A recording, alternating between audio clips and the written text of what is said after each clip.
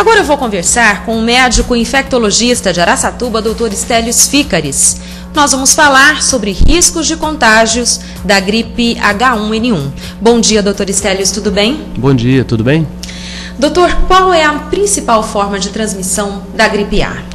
Na realidade, nós temos duas formas importantes. A primeira é a parte respiratória, em que o indivíduo tosse e elimina o vírus do ambiente. Então, a pessoa que está próxima dele no raio de 1 metro, 1,5 metro, pode se contaminar. E a outra é através das mãos, que é tão importante quanto a transmissão respiratória, mas que é menos valorizada.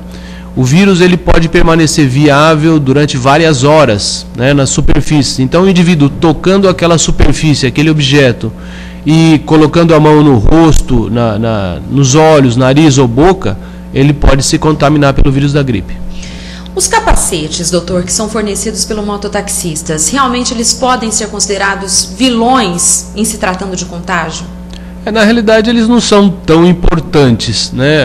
O indivíduo coloca o capacete, ele fica com as vias aéreas livres, né? A parte livre do capacete. Então, não é uma coisa muito relevante. Agora, se você imaginar que alguém esteja com as mãos contaminadas, pega o capacete e depois uma outra pessoa for usar esse mesmo capacete, o indivíduo pode se contaminar.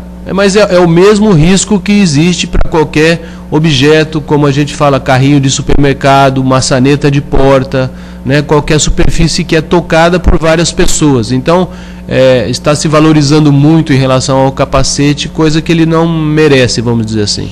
E qual é a melhor forma de se prevenir em se tratando de uso coletivo de objetos?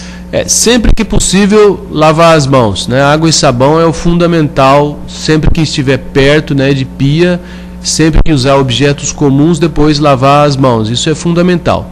Quando não for possível, o álcool gel é uma medida bastante eficiente, então manter o álcool gel na sua bolsa para que, havendo contato com objetos utilizados por várias pessoas, você passa o álcool gel nas mãos, faz a fricção e teoricamente você diminui muito a transmissibilidade da doença. Então são hábitos aí de higiene que devem ser incorporados no dia a dia da população. Basicamente, o que tem que se fazer é que assim, você tem que aumentar a frequência disso, né? E isso às vezes a gente não faz as coisas inconscientemente, você toca em muitas coisas no dia a dia que nem se percebe, né, que está fazendo isso. Então é tentar realmente prestar mais atenção e lavar mais as mãos para poder diminuir essa possibilidade de transmissão. Agora, doutor, em que casos o uso da máscara previne? A máscara ela só é indicada para quem está doente, porque ele é a fonte de transmissão. Então não adianta todo mundo usar, você vai criar um pânico, vai ficar um circo que não tem sentido. Então o indivíduo que está com manifestação respiratória, ele tem indicação de usar máscara, as outras pessoas não têm. Agora a gente está no outono, daqui a pouquinho vem o inverno, a tendência é a temperatura baixar um pouquinho mais. Os cuidados nessa época do ano devem realmente ser redobrados? Nessa época que você tem a temperatura esfria, cai mais, existe a tendência das pessoas se juntarem mais em ambientes mais fechados. Então é isso que facilita a transmissão das doenças respiratórias. Então sempre que possível você se manter distante daqueles indivíduos que estão espirrando ou tossindo, pelo menos 1,5 metro, e lavar as mãos sempre que puder e usar o álcool gel quando não puder lavar as mãos. Não tem como fugir dessas regras básicas. Tá certo. Doutor, por que as grávidas e os portadores de doenças crônicas são os mais vulneráveis em se tratando de gripe A? A gripe A, em relação aos pacientes que têm doenças crônicas, ele tem o mesmo comportamento da gripe sazonal, comum, né? Então, quem tem uma doença prévia tem mais chance de ter complicações, seja doenças pulmonares, cardíacas, renais, isso já é sabido de longa data. Então, não houve surpresa em relação a isso. A surpresa foi em relação às grávidas que tiveram um acometimento mais importante. Ainda não se tem uma explicação clara do porquê que elas são mais acometidas, né, em relação ao vírus da gripe A. É um achado que ainda está para ser esclarecido, né? O pessoal pergunta, alega assim, será que tem algum problema de imunidade? A grávida tem alguma alteração de imunidade que facilitaria? Isso são assim especulações que ainda não se sabe exatamente o porquê que isso acontece.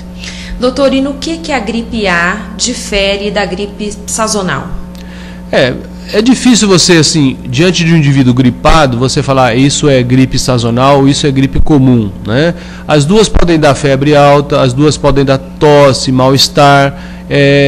Alega-se que a gripe A costuma ser um quadro mais intenso, né? Mas você pode ter gripe A mais branda e gripe comum mais intensa. Então, a gente deve tratar o indivíduo como um indivíduo gripado de maneira geral, não dá para diferenciar só pelo quadro clínico, né? E quando a pessoa deve procurar um médico? A sintomatologia da gripe, assim, todo mundo já conhece, vamos dizer, de maneira geral. O indivíduo começa a ter febre, espirra, tosse.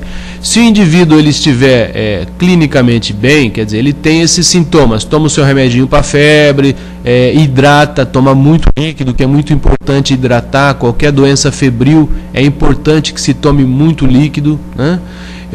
Então o indivíduo se hidrata, toma o remédio antifebril aí e a situação se controla, tudo bem. Agora, se ele começar a ter manifestações respiratórias mais importantes, que é como se manifesta o agravamento da doença, aí ele deve procurar o médico, começar a ter falta de ar, canseira, né? Começar a se sentir mais cansado do que, não só pela doença que dá aquela moleza, mas é manifestação respiratória. O indivíduo começa a ter uma respiração mais dificultosa.